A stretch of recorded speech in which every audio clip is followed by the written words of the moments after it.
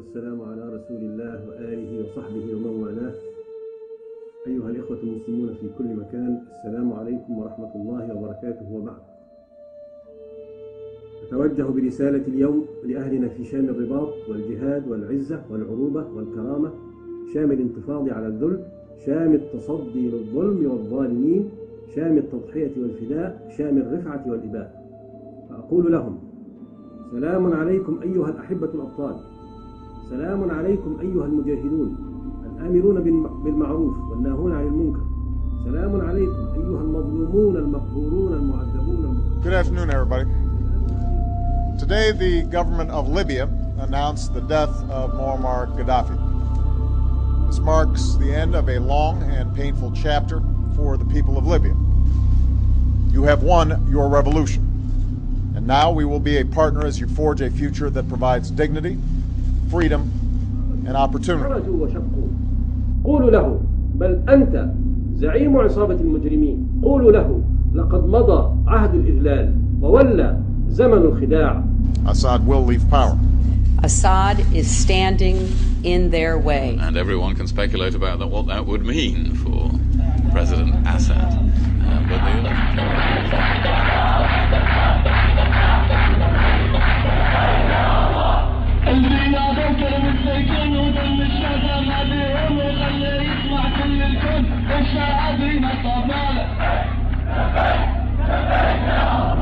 This is more the prescription for how to deal with the world.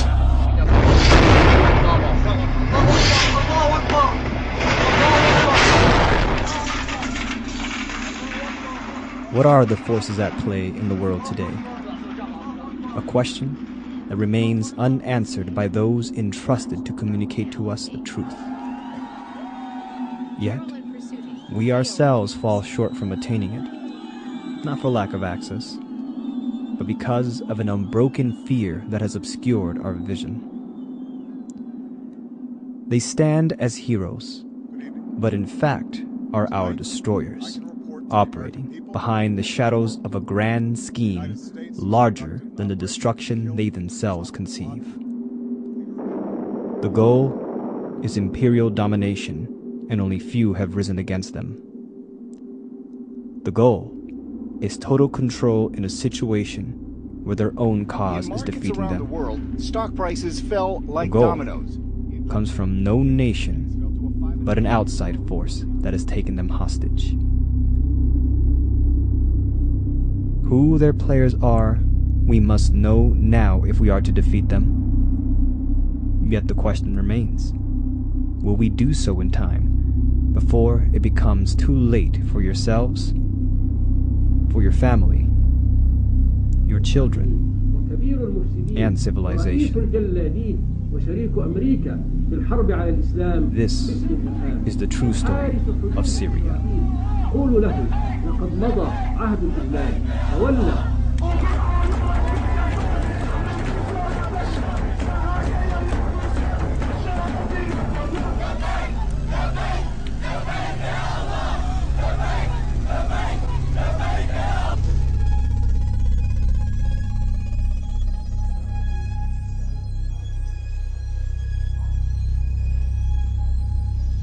I am personally shocked and horrified by the tragic incident in Hula 2 days ago, which took so many innocent lives, children, women, and men. This was an appalling crime, and the Security Council has rightly condemned it. And I extend my profound condolences. The public mind has been drowned out by shouts from the Western sphere of influence, led by former British Prime Minister Tony Blair's doctrine of responsibility to protect, with complicity from the U.S. governments of George W. Bush, continued by President Barack Obama. Hoisting the flag of humanitarian intervention, the U.S., with obscure evidence provided by Tony Blair's British government in 2003, invaded Iraq.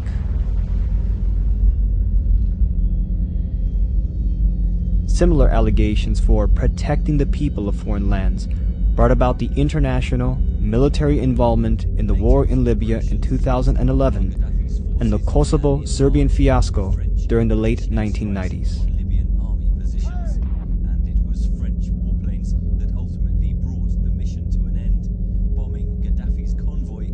In these cases, under shouts for annihilating a brutal dictatorial regime, which in fact most of them were, false evidence was provided, U.S. constitutional laws violated, all in the name of toppling dictatorial regimes under the auspices of protecting their civilians.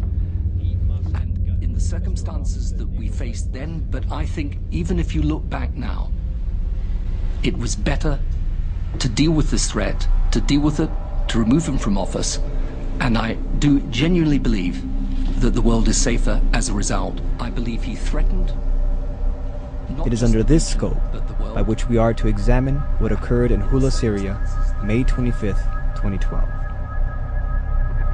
This particular tragedy has again drawn the attention of the world to what is happening in Syria. Для нас совершенно не является главным, кто является во власти в Сирии, какой режим в Сирии. Главное для нас обеспечить прежде всего прекращение любого насилия. But the urgent thing now is to try to get such a political process started under whatever terms can be agreed between Kofi Annan, the Assad regime, the relevant opposition forces in Syria. That is what we are all united about doing. И когда некоторые наши партнеры, особенно из числа стран, которые расположены ближе к Сирии, чем Россия или Великобритания, начинают говорить, что только смена режима решит проблему, у меня возникает сомнение в искренности их заявлений о том, что они хотят прекратить насилие, помочь прекратить насилие.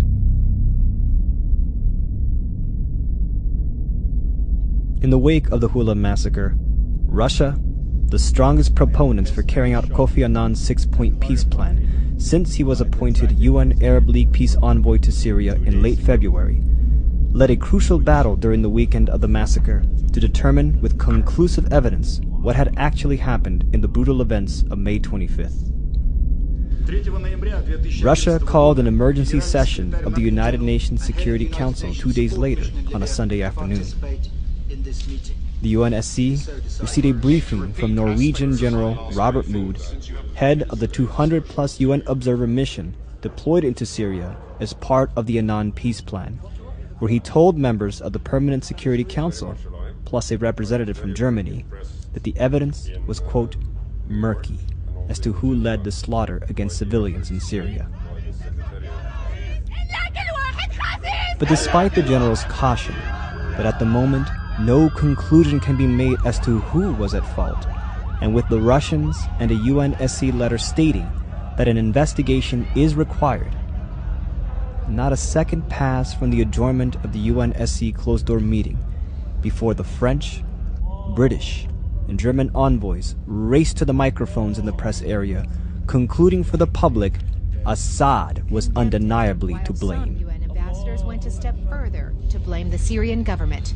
From Germany, there is a clear footprint of the government in this massacre. The Council has issued a strong and united condemnation of the mass killings of civilians on the 25th of May in El Hula, including by artillery, shelling and tank fire from the Syrian regime. That the Syrian government, Russian Deputy Envoy Alexander Pankin was left to explain calmly to the media the true accounts delivered by General Mood, clarifying that the general had established evidence of tanks being present in Hula, a claim used by the British sphere of influence to say those were the footprints of the regime's involvement, but that Mood did not link tank shellings to the number of deaths. In fact, according to accounts, most of the over 100 massacre in Hula were killed at close range. Pankin then raised what the British faction of the West and Arab region wished would have remained unsaid. There is a third force terrorist or foreign intervention at play. Yes, there is a third element, or there are third elements. And these people are not committed to the cause of the Syrian people. They are committed to their own agenda. Herb Latzius made these remarks 4 days before Hula. However, hours before the atrocity, State Department spokesperson Victoria Nuland recalled the right to enforce Chapter 7, the UN Security Council clause to invoke foreign military intervention by air, land, and sea in the event that Annan's plan proved to be a failure. That it's time, the Secretary's made clear, it's going to be Chapter 7 At the same time, every day, dozens of people are getting killed. Was it this third force Latzius warned of days before the massacre who waged the massacre? How could we know? When the British and German envoys screamed Assad to the press before any investigation was allowed to take place. Assad screamed vociferously, drowning General Robert Mood's conclusion that the evidence was murky.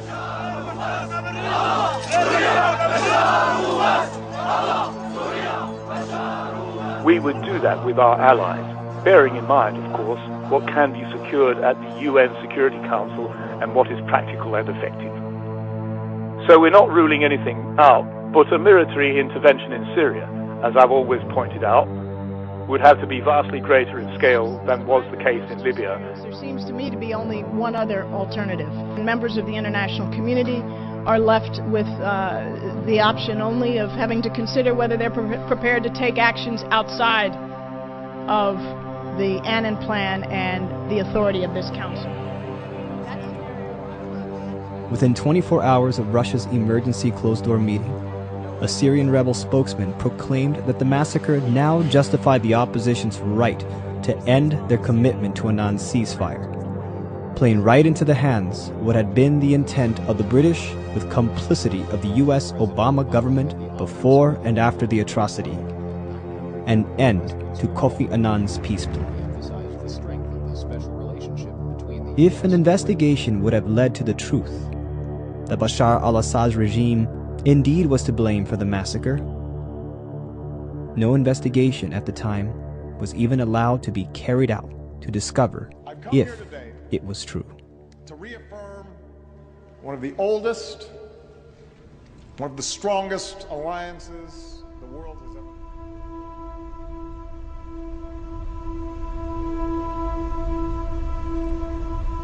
A few days after the hideous bloodbath in the Syrian city of Hula, 11-year-old Ali al-Sayed suddenly became famous in the Arab media. When armed men invaded the house of his family in Hula and murdered all the members of his family in cold blood, little Ali also dropped to the ground. The blood of his dead mother, who lay next to him, colored his clothes red. This saved his life, because the murderers thought that Ali was also dead. It is striking that the 11-year-old Ali twice described the murderers of his family as men with shaved heads and long beards. This definitely does not fit the soldiers of the Syrian army, but rather points in the direction of... According to eyewitness testimonies, the massacre happened during the time frame after the Friday prayers, when Sunni rebels attacked 3 Syrian army checkpoints around Hula. Despite the fact that Hula has a more than 90% Sunni population, almost exclusively families from the Alawi and Shia minorities in Hula were killed. Those killed include members of the Alawi family Shomalia and the family of a Sunni member of parliament, since he was considered as a government collaborator. Immediately after the massacre, the culprits filmed their victims, representing them as Sunni victims and distributing the videos on the internet. Were the preferred targets of hidden terrorism by the armed resistance. Taxi drivers, street vendors, mailmen, especially civil functionaries, were innocent victims of acts that went from simple assassination to gratuitous barbarity. Their throats were slashed, mutilated, cut into pieces, thrown into street corners or public trash cans. These acts of atrocity were then exploited by the media to impute the responsibility to the government forces. We were taken by surprise ourselves by this tactic, during a visit to Homs. A man had just been attacked by part of the armed gangs because he refused to close his shop. His car was blown up, and he was literally hacked to pieces and tossed under the storefront window. At the moment we were coming by, passers-by opened their mobile phones and were filming, and we overheard one of them say, doubtless talking to one of the satellite TV networks, "This is what Syrian citizens endure at the hands of Bashar al-Assad's death squads." We photographed this event. We then proceeded to take the body of this poor killed man to the hospital. Instead of bringing help to the murdered person, the onlookers filmed it, getting Al Jazeera to believe that the state had perpetrated the crime.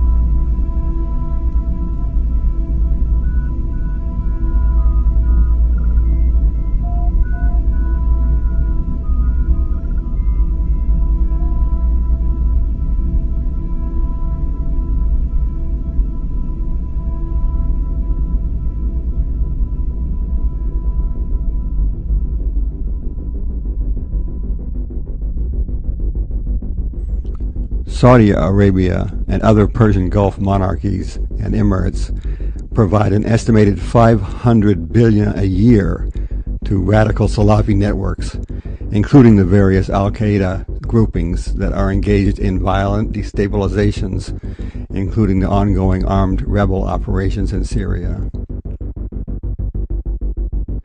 In recent weeks, these funds have facilitated a flow of weapons and paid foreign mercenaries into Syria via bordering countries, including Iraq, Lebanon, and Turkey.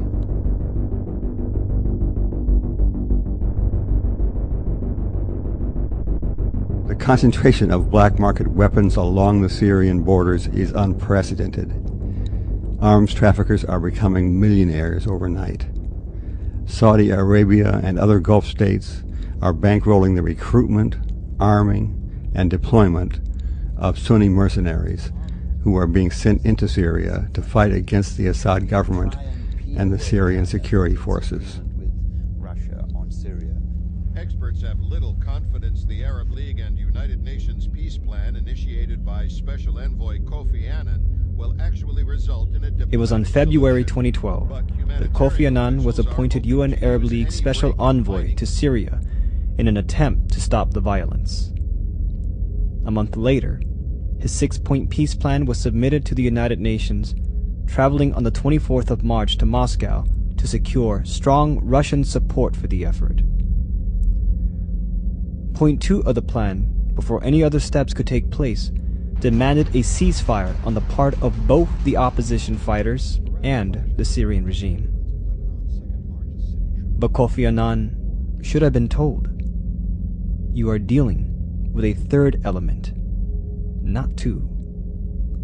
A third force, void of national loyalty, distilled from 3 key players: Saudi Arabia, the UK, and the United States. The Annan plan isn't failing. It is under attack. When you see a lot of money in Syria, then you believe, I believe that Saudis. تشهده سوريا الآن أساسا هو مشروعا أمنيا عسكريا، يعني بمعنى أدوات عسكرية بطابع أمني.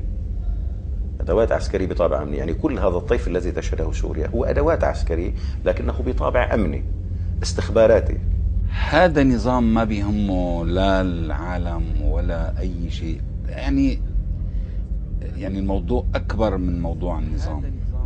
ليه؟ لأنه النظام مدعوم أصلا دوليا ومدعوم من قبل إسرائيل أصلا. We are completely against arming the uprising, as well as we are against foreign intervention. We declared that very clear, very loud.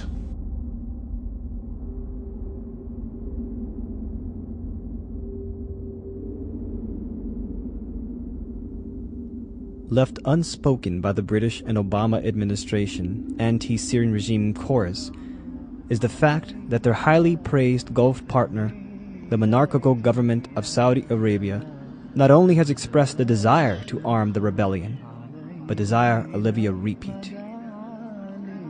Few have exposed or accused not only that they intended, but already are and in fact have been funding terrorist networks now said to have infiltrated the region before the uprising ever occurred, to the tune of $500 billion a year. Left unspoken, not out of ignorance, but out of an unofficial commitment to a global imperial agenda in place since September 11th, 2001. I want to welcome His Majesty King Abdullah to the White House. إذا علم أنه سيصل إلى هؤلاء وصولا جيدا بأمانة ودقة، فلا شك إن شاء الله أنه جهاد في سبيل الله، لأن ما قوى شوكة هؤلاء وأضعف شوكة هؤلاء مطلوب شرعا.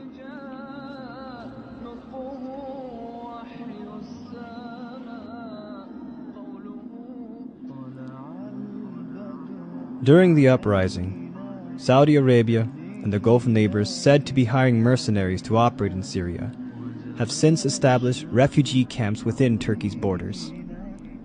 Through their Islamic Relief Agency and with Saudi Army medical staff, they have been operating these camps with assistance by Turkish authorities. What goes on inside these camps? Almost no one can verify. International organizations are not allowed to enter them as they are prevented by Turkish authorities. The argument is that the refugees are not under refugee status. They are guests, and therefore not covered by international refugee conventions. What goes on within these camps, therefore, is the business of the Saudis, some Turks, their guests. No one else.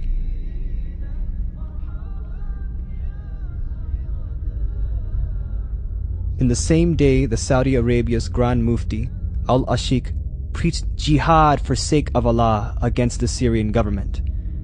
King Abdullah of Saudi Arabia, in a meeting in Riyadh with his Jordanian counterpart, proposed negotiations with the Jordanian king to permit weapons shipments into Syria in exchange for economic assistance.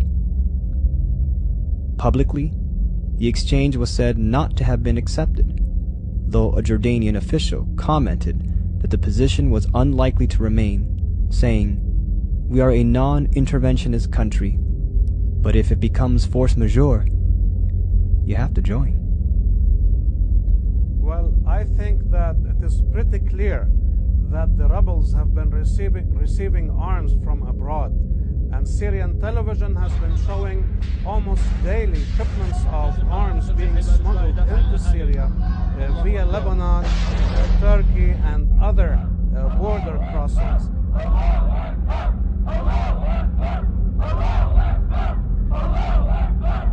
نحن منذ البداية رفضنا التدخل في الشأن الداخلي لسوريا، لأن التدخل السوري والتدخل الخارجي في الشؤون السورية لن يخدم سوريا لا حكومة ولا شعبا.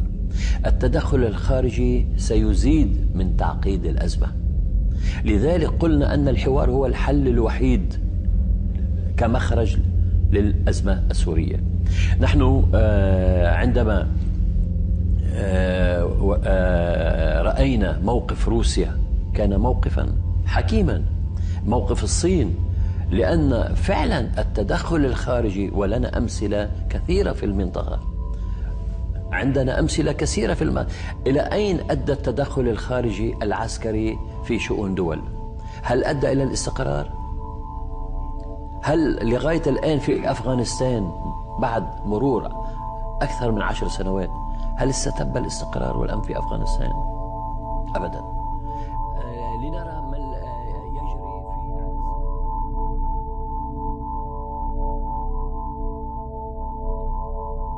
Few have dared to come forward under the condition of anonymity, warning that the Saudis are beyond negotiations and public enunciations for jihad against Syria.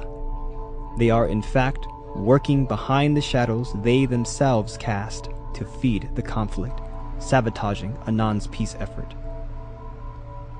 A top Arab diplomat, revealed in publications on March 17th that Saudi Arabia was in the process of delivering equipment to rebel fighters in an effort to militarily overpower the Syrian army. The weapons would be traveling through Jordan, where it was admitted later that Saudi King Abdullah in fact did discuss with the King of Jordan. Later, a Western diplomat in Ankara, Turkey, stepped forward and leaked that rebel fighters are being armed by Saudi Arabia and their Gulf state neighbor Qatar. The diplomat disclosed, though at first, anti-regime activists only smuggled small quantities of light weapons purchased on the black market in Hatay of southern Turkey and brought to Syria's Idlib province. As of late May 2012, the loose assortment of rebel groups had received multiple shipments of arms that included AK-47s, BKC machine guns, rocket-propelled grenades, and anti-tank weaponry from the monarchies of the Gulf. From Ankara, the Western official cautioned, officially, no one will admit it. Nonetheless, the weapons provided by Saudi Arabia and Qatar are going through Turkey, with Turkish intelligence units fully aware, as they are responsible for vetting who is eligible to receive arms and who is not. A vetting procedure that both U.S. officials and Arab intelligence officers have informed journalists that a small number of CIA officers in southern Turkey are similarly involved in, all intersecting the unverified activities of Saudi Arabia's Islamic Relief Camp and their guests. للتطلعات والمطالب المشروعة للشعب السوري في الحرية والديمقراطية وحقه في رسم مستقبله واختيار حكامه وفي التداول السلمي للسلطة، إدانة أعمال العنف والقتل وإيقاف نزيف الدم والتمسك بالحل السياسي والحوار الوطني ورفض التدخل الأجنبي في الأزمة السورية التي تعيشها الشعوب العربية المنطقة العربية. هنا أن يساهم في الحفاظ على أراضيها وسيادتها الإقليمية التي تعيشها الشعوب العربية. لا أحد يريد الإضرار بسوريا، ونحن نعم مع فكرة تسليح المعارضة التي تقاتل من أجل حريتها وحياتها. ناقش وأيضا المنطقة العازلة هل ستناقش وهناك واضح خلاف بين الطرفين؟ احنا تبغى تدخل بيننا خلاف وما في خلاف، هذا شيء ثاني. بس قلنا يعني الدول النقاط الأربعة ايش بتقول؟ ايش بتقول النقاط الأربعة؟ اللي هي إيصال مساعدات ودعم غير مسلح، دعم غير ليثل. اي طيب لا يكون بالدعم.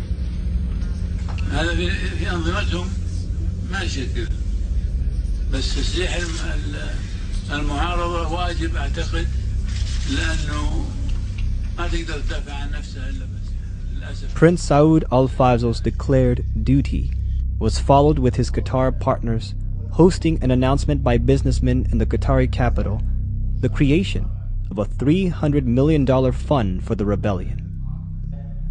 Though announced in June, Wael Mirza, one of the sponsors of the fund, admitted that the fund had been established long ago, for months, to, quote, support all components of the revolution. However, this figure is merely a drop in the bucket in comparison to the yearly $500 billion channel of money flows to overall Salafists and Al-Qaeda-linked groupings from the Gulf states and Saudi Arabia.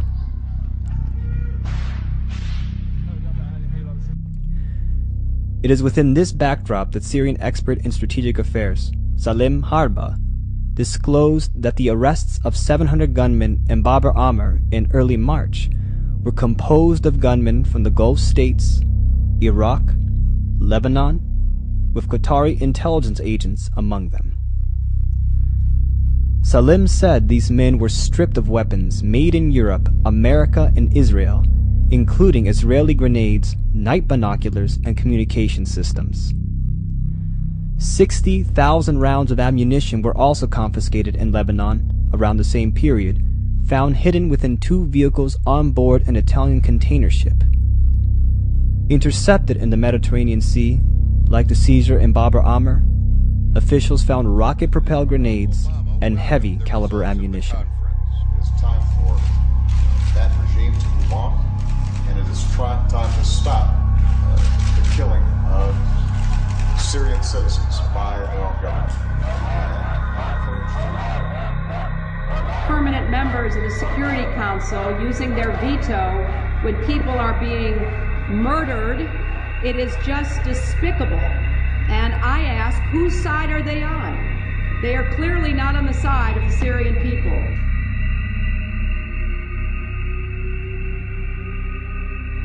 Why has so much attention been given towards the Russians as the purveyors of injustice, when the mounting evidence is clear that our eyes should be focused on Saudi Arabia and understanding why the conflict in Syria has yet to cease? Were the arms confiscated part of the overall Saudi plan, left intentionally unnoticed by the UK and US? Or perhaps was it simply just Saud al-Fazl's duty?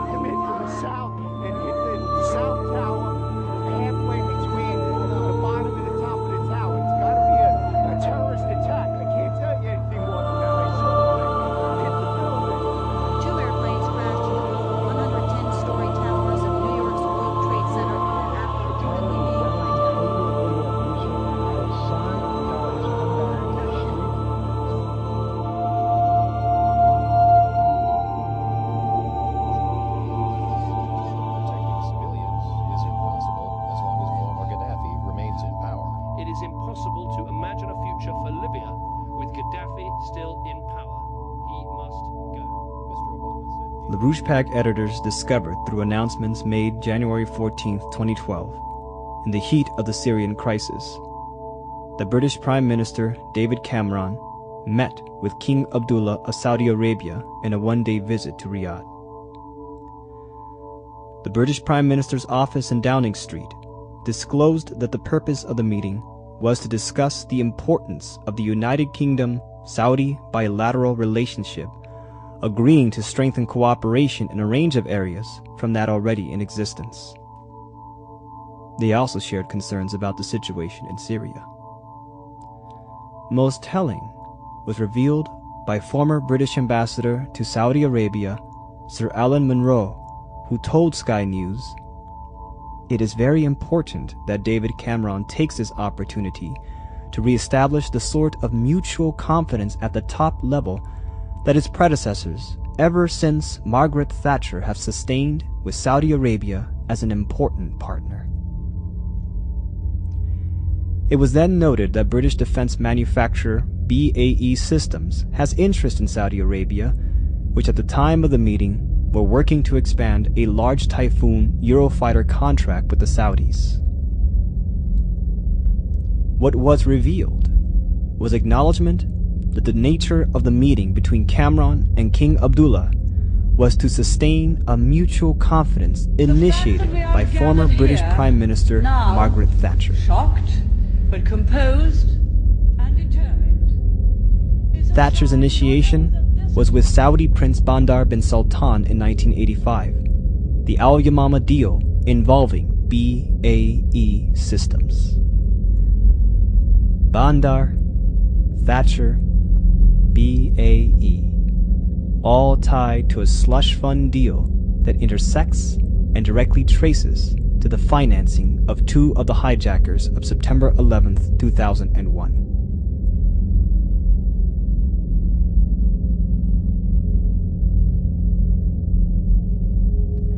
Nawaf al-Hazmi and Khalid al-Madar were two of the 5 terrorists who hijacked American Airlines Flight 77, crashing it into the Pentagon. They both were harbored by 2 Saudi intelligence operatives, Ammar al-Bayoumi and Osama Basnan. In the course of 4 years leading up to September 2001, al-Bayoumi and Basnan were transferred between $51,000 to $73,000 in checks and cashier checks from Prince Bandar and his wife, Princess Haifa bint Faisal. Haifa transferred the money to the wife of Osama Basnan, then by procedure transferred the money to the bank account of Ammar al-Bayoumi deposited by his wife Majida Dwight. Bayoumi is known to have paid for housing and flight training lessons for the 2 hijackers of American Airlines Flight 77. However, the tens of thousands of dollars transferred in Saudi maze fashion that made its way to Nawaf al-Hazmi and Khalid al-Madar all originated from a bank account at Riggs National Bank in Washington, D.C., owned by Prince Bandar bin Sultan. Our decision to start negotiating the purchase of a substantial number of aircraft for our national airline. I am also Prince Bandar was greeted by an undesired reality when in 2007, the story had erupted that he, since his arms for oil deal with Margaret Thatcher in 1985, had enjoyed $2 billion in kickbacks and bribes. A deal made between the Saudi prince and the British with a friendly handshake.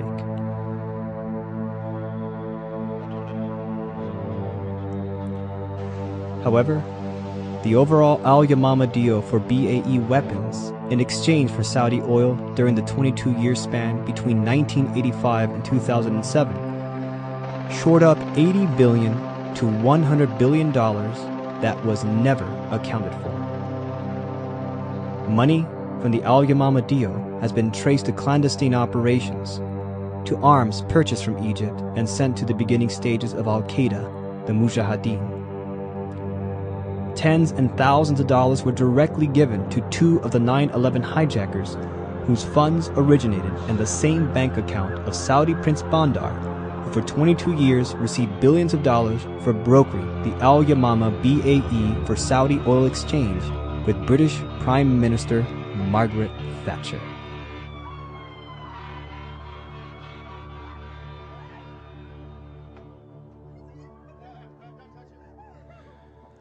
Two weeks before the 9/11 hijackings, a wealthy Saudi family who had been in contact with Mohammed Atta and other of the 9/11 hijackers abruptly fled from their luxury home near Sarasota, Florida. This raises further questions about the Saudi links to the hijackers. The house was owned by Saudi financier Issam Ghazawi and was occupied by his daughter Anud and her husband Abdul Aziz Al-Hiji. Law enforcement agents found records of telephone calls with a number of the 9/11 hijackers, Mohammed Atta included, and security records of the gated community also showed visits by vehicles owned by Atta and another 2B hijacker, Zayed Jarrah. Atta, Jarrah, and Marwan al-Shihi were all living within 10 miles of Ghazawi's house and were taking flying lessons in nearby Venice, Florida. Analysis of phone records from Ghazawi's house showed contact with 11 other terrorism suspects, including Walid al-Shihi, who was with Atta on the first plane to hit the World Trade Center in New York City on September 11th. Yes, people do know where they stand with us. Yes, they do know we're strong government. Yes, they do know we have a property. The operation thrived by the logistics of a BAE slush fund, a deal that represented one of the biggest funding pools in history for global covert operations, protected by Her Majesty Elizabeth II's Official Secrets Act, with its finances guarded by the highly unregulated system within the City of London square mile and offshore havens under British dominion. An operation left unobstructed by David Cameron and King Abdullah's arrangements during the heat of the Syrian crisis. The UK are involved in creating the slush fund deal. The US, under two administrations, has behaved with complicity. Why then would these same forces ever to have bothered to seek out the truth of who actually led the massacre in Hula, Syria, May 25th? The US never even bothered to investigate how their partners of the UK and Saudi Arabia carried the attacks in New York City and Washington, D.C. in the morning of September 11th, 2001.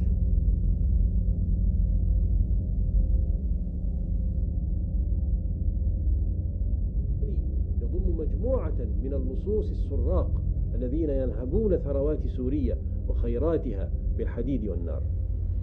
هذا هو النظام الشرير الذي تواجهه الأمة المسلمة داخل سوريا وخارجها، وهو نظام سرطاني خبيث يخنق الأحرار في سوريا ويطاردهم خارجها، ولا علاج معه إلا الاستئصال.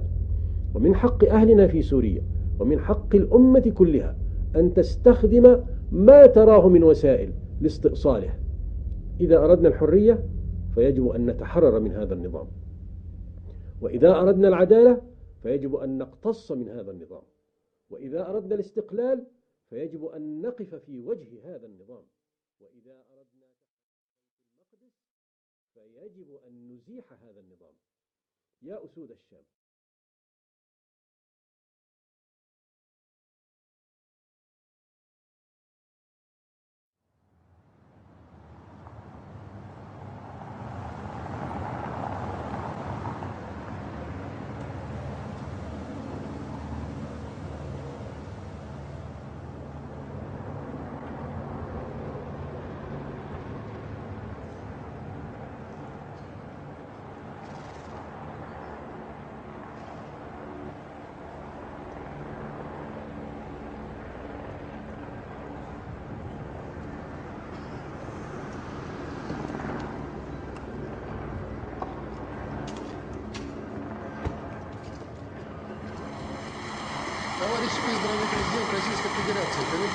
Президент Российской Федерации Владимир Владимирович Путин.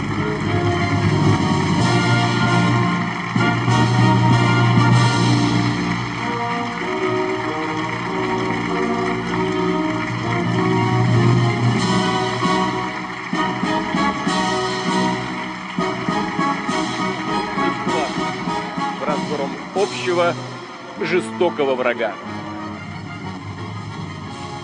Все мы обязаны помнить, почему началась война, и анализировать ее уроки. Ведь они по-прежнему актуальны. И сегодня хочу подчеркнуть: строгое соблюдение международных норм, уважение государственного суверенитета и самостоятельного выбора каждого народа – это одна из безусловных гарантий того, что трагедия прошедшей войны никогда больше не повторится. Россия последовательно проводит политику по укреплению безопасности в мире.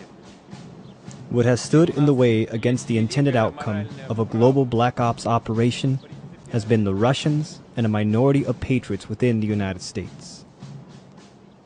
The desire is war. War because it is the only means by which the present international empire can maintain power as it deals with the harsh reality that its international financial system has reached an end. They would rather see a world engulfed by war, savage destruction, and famine then witnessed the rise of an alternative, asserted through the powers of national sovereignty against the ancient rule of monetary law. What you have been told about Syria is worse than a fabrication. It is a lie. It is not about Assad.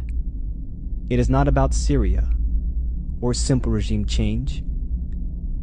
It is about carrying out the intended outcome of September 11th, 2001. It is about maintaining the unbroken process of the attacks as part of a global covert operation to preserve the immortal existence of the Roman Empire.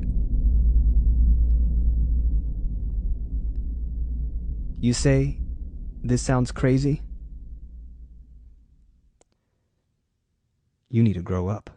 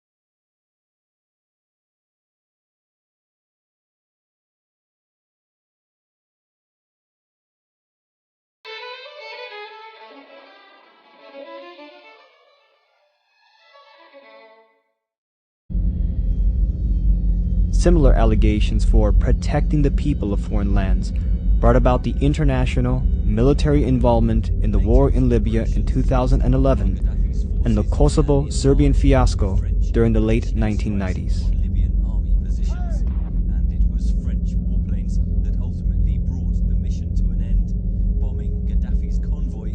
In these cases, under shouts for annihilating a brutal dictatorial regime, which in fact most of them were, false evidence was provided, U.S. constitutional laws violated, all in the name of toppling dictatorial regimes under the auspices of protecting their civilians. And in the circumstances that we faced then, but I think even if you look back now, it was better to deal with this threat, to deal with it, to remove him from office. And I do genuinely believe that the world is safer as a result. I believe he threatened. It is under this scope by which we are to examine what occurred in Hula, Syria, May 25th, 2012. This particular tragedy has again drawn the attention of the world to what is happening in Syria. Для нас совершенно не является главным, кто является во власти в Сирии, какой режим в Сирии. Главное для нас обеспечить прежде всего прекращение любого насилия. But the urgent thing now is to try to get such a political process started under whatever terms can be agreed between Kofi Annan, the Assad regime, the relevant opposition forces in Syria. That is what we are all united about doing. И когда некоторые наши партнеры, особенно из числа стран, которые расположены ближе к Сирии, чем Россия или Великобритания, начинают говорить, что только смена режима решит проблему, у меня возникает сомнение в искренности их заявлений о том, что они хотят прекратить насилие, помочь прекратить насилие. In the wake of the Hula massacre, Russia, the strongest proponents for carrying out Kofi Annan's six-point peace plan since he was appointed UN Arab League peace envoy to Syria in late February, led a crucial battle during the weekend of the massacre to determine with conclusive evidence what had actually happened in the brutal events of May 25th.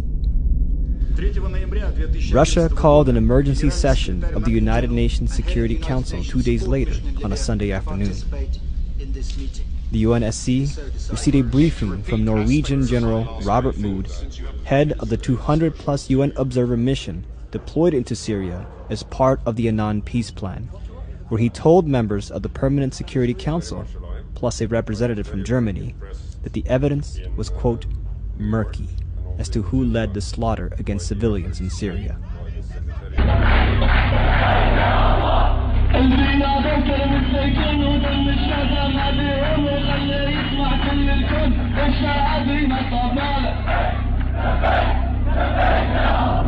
This is more the prescription for how to deal with the world.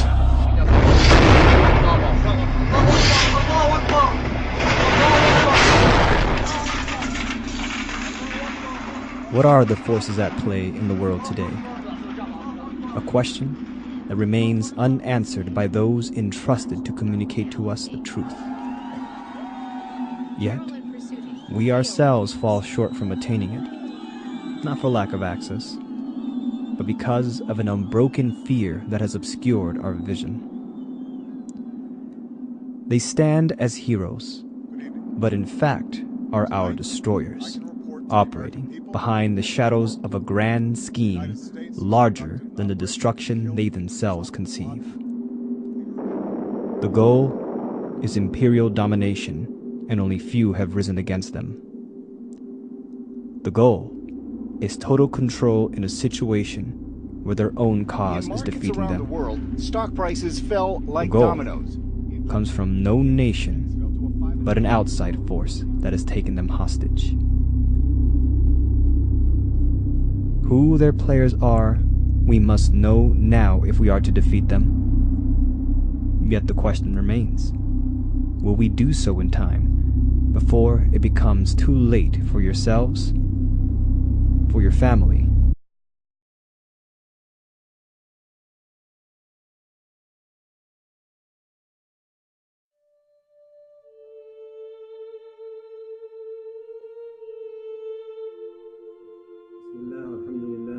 والسلام على رسول الله وآله وصحبه ومن والاه.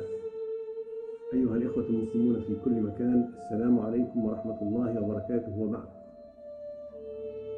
أتوجه برسالة اليوم لأهلنا في شام الرباط والجهاد والعزة والعروبة والكرامة، شام الانتفاض على الذل، شام التصدي للظلم والظالمين، شام التضحية والفداء، شام الرفعة والإباء.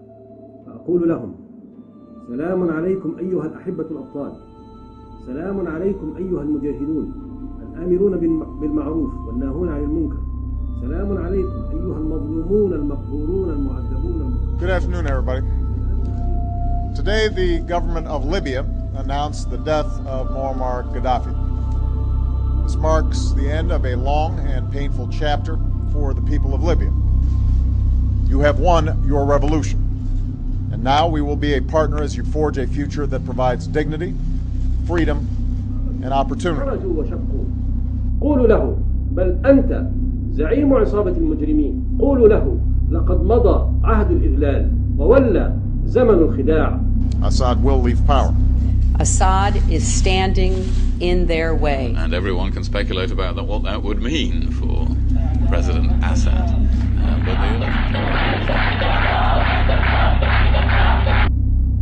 your children and civilization. This is the true story of Syria.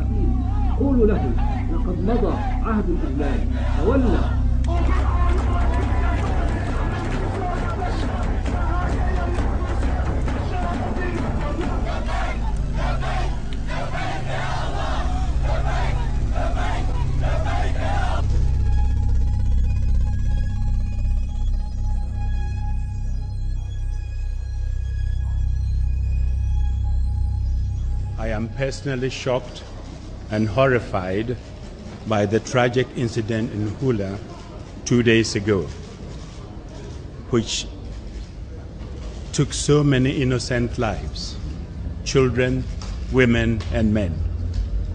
This was an appalling crime and the Security Council has rightly condemned it. And I extend my profound condolences and my heart. The public mind has been drowned out by shouts from the Western sphere of influence, led by former British Prime Minister Tony Blair's doctrine of responsibility to protect, with complicity from the U.S. governments of George W. Bush, continued by President Barack Obama.